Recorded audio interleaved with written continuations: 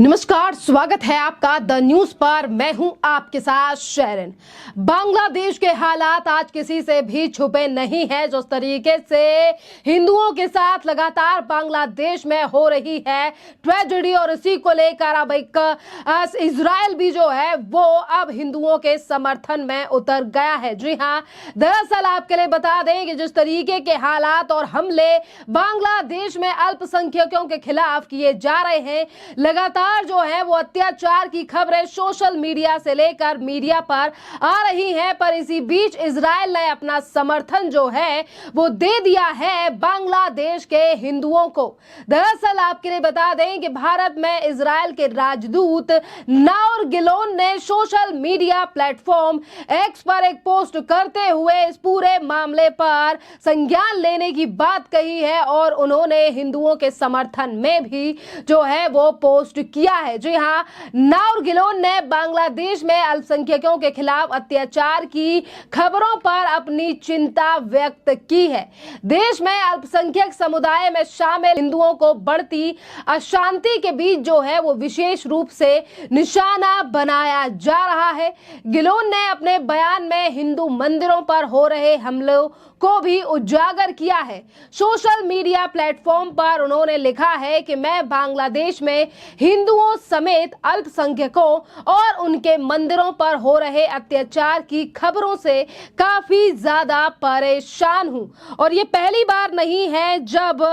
नाउर गिलोन या फिर इजराइल की तरफ से हिंदुओं का स्टैंड लिया गया हो। पर देखिए जिस तरीके से लगातार जो है वो बांग्लादेश में ट्रेजेडीज होती हुई नजर आ रही है, जिस पर अब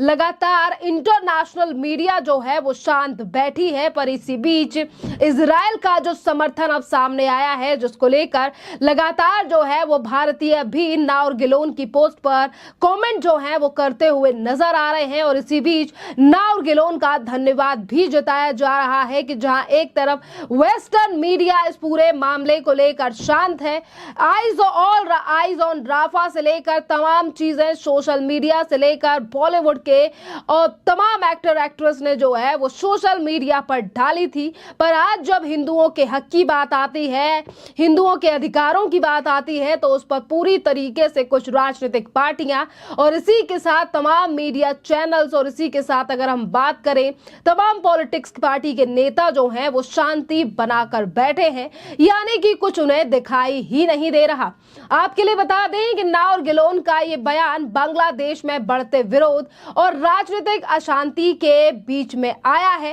राजनीतिक जो है यानी कि जिस तरीके से ये तमाम चीजें जो हैं इनकी शुरुआत हुई थी बीते 5 अगस्त 2024 को, जिस समय पर बांग्लादेश की प्रधानमंत्री शेख हसीना ने इस्तीफा दिया और जिसके बाद सरकारी नौकरियों के लिए कोटा प्रणाली को समाप्त करने की मांग करने वाले छात्रों द्वारा शुरू किया गया ये प्रदर्शन, जो कि अब पूरी तरीके से उग्र प्रदर्शन हो चुका है, क्योंकि इसी प्रदर्शन के दौरान व्यापक सरकार विरोधी प्रदर्शन यानी कि ये प्रदर्शन जो है वो इतना ज्यादा उग्र हो गया कि एक तरफ प्रधानमंत्री आवास में घुसकर यही सो कॉल्ड स्टूडेंट जो है वो अंदर घुस गए और इसी के साथ साथ तमाम सामान जो है वो वहां से चुरा लिया गया। और इसी के साथ आपके लिए बता दें कि सिर्फ और सिर्फ प्रधानमंत्री आवास ही नहीं बल्कि इसके साथ साथ रोडों पर निकले ये तमाम प्रदर्शनकारी और जहां पर भी दुकान या फिर है शोरूम, वहां से भी चीजों को लूटते हुए तमाम वीडियो जो है वो सोशल मीडिया पर सामने आ रही है कि किस तरीके से एक तरफ तो कुछ लोग ये कह रहे हैं कि आज बांग्लादेश में ये स्टूडेंट्स का प्रदर्शन है, उनके हाथ में शक्ति आ गई है, तो वहीं दूसरी तरफ ये प्रदर्शन इतना ज्यादा उग्र हो चुका है कि एक जगह पर दुकानें लूटी जा रही हैं, शोरूम्स को लूटा जा रहा है, तो वहीं दूसरी तरफ जो है वो सिर्फ और सिर्फ माइनॉरिटीज पर हमला किया जा रहा है और हिंदुओं के मंदिरों को भी तोड़ा जा रहा है और वहां पर आग भी लगाई जा रही है। यानी कि आगजनी की तमाम तस्वीरें जो हैं वो भी सोशल मीडिया पर आई हैं। और आपके लिए बता दें कि जहां एक तरफ इजराइल का ये बयान सामने आया है, इजराइल के मंत्री का ये बड़ा बयान सामने आया है, तो वहीं दूसरी तरफ भारत के विदेश मंत्री डॉक्टर एस जयशंकर ने भी कल बांग्लादेश की स्थिति को लेकर जो है वो अपनी चिंता जो है वो व्यक्त की थी। और उन्होंने कहा था कि हम बांग्लादेश में हालातों को लेकर जो है वो लगातार अपनी नजर बनाए हुए हैं, और वहां से कांटेक्ट की बात जो है वो भी कही गई थी एस जयशंकर की तरफ से। और आपके लिए बता दें कि कल संसद में एक सर्वदलीय बैठक भी बुलाई गई थी, और एस जयशंकर ने सामने आ रही घटनाओं पर मौजूदा परिस्थितियों के बारे में जो है वो इस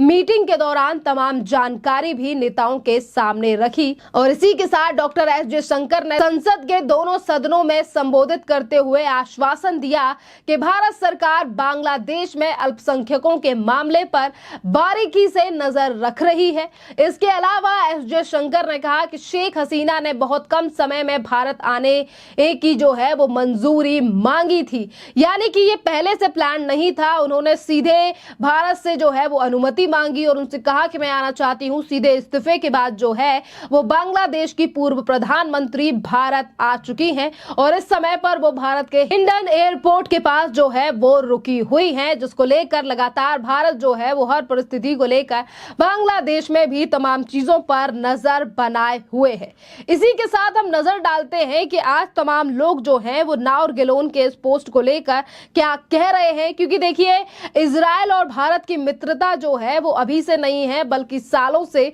चली आ रही है, और हमेशा ही इजराइल ने जो है वो भारत की तमाम चीजों को लेकर मदद की है, चाहे फिर वो युद्ध हो, हथियार हो, तमाम चीजें हो, हमेशा ही इजराइल जो है वो भारत के साथ खड़ा रहा है। तो जहां एक तरफ लोग वेस्टर्न मीडिया को लेकर सवाल उठा रहे हैं, तो वहीं दूसरी तरफ कहा जा रहा है कि आखिरकार यूएन जो है वो हिंदुओं की लाइफ मैटर को लेकर सवाल क्यों नहीं उठा रहा है, क्योंकि आज जब हिंदुओं को मारा जा रहा है तो ये भी काफी ज्यादा गंभीर विषय है जिस पर सोचना चाहिए। देखिए सोचने की बात जो है वो सीधे तौर पर जनता करती हुई नजर आ रही है कि ये भी काफी ज्यादा गंभीर मुद्दा है, और इसे जो है उस पर यानी कि यूएन को जो है वो सोचना चाहिए। इसी के साथ आपके लिए बता दें कि एक तरफ इजराइल का बयान, तो वहीं दूसरी तरफ तमाम ऐसी इस्लामिक कंट्री भी हैं जो कि इसको लेकर तमाम बयानबाजी नहीं कर रही हैं, और आखिरकार वो देश चुप क्यों हैं। इसी बीच ईरान के भी एम्बेसडर का बयान सामने आया है, सुनिए क्या कह रहे हैं। Bangladesh is an important country in the region. It's a big Muslim country. Iran has old and traditional relation with Bangladesh. What happened in Bangladesh has raised our concern about the life of people, stability of this important country, and the stability in the region. You know, Bangladesh is a heavily populated country, so if there is no peace or no stability, and there be any crashes there, so it will affect all the region. We hope that very soon, we will witness stability and rule of law in Bangladesh, and all people can make their decision about their destiny of the country. देखिए Iran के ambassador को भी आपने सुना कि उन्होंने सीधे तौर पर कहा है कि बांग्लादेश से हमारे रिश्ते अच्छे हैं और वो भी एक इस्लामिक कंट्री है, तो हम चाहते हैं कि वहां पर भी हालात जल्दी से जल्द ठीक हो जाएं, क्योंकि हम भी सारी चीजें स्टेबल देखना चाहते हैं। खैर इस पूरे मामले पर आपकी जो भी राय हो आप हमें कमेंट कर जरूर बताइए। धन्यवाद।